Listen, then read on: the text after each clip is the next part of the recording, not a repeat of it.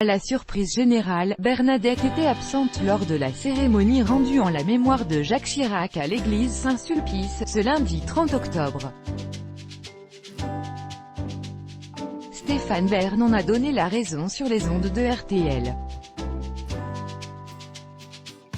L'inquiétude règne au sein du clan Chirac.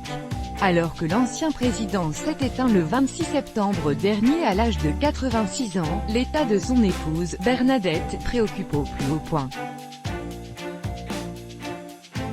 Il y a quelques mois déjà, l'écrivain Erwan Lelewey, qui avait pu faire sa rencontre, l'avait décrite comme une femme fatiguée et fragile.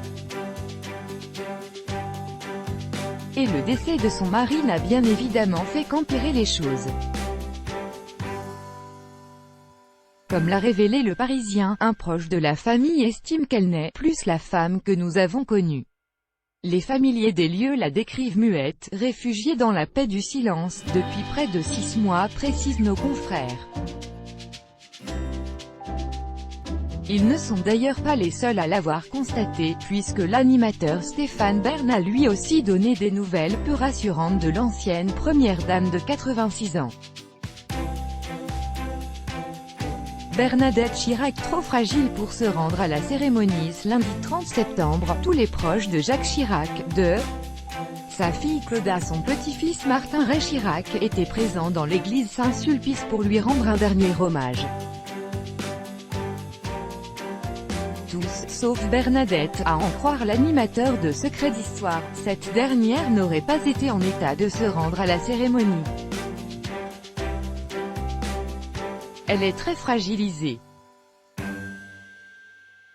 J'ai eu des échos des Pinault qui sont allés lui rendre visite et qui sont des amis très proches. Et elle est très fragile, il faut le dire. Donc elle ne peut pas être présente ce matin, a révélé le fidèle ami de Brigitte Macron sur les ondes de RTL.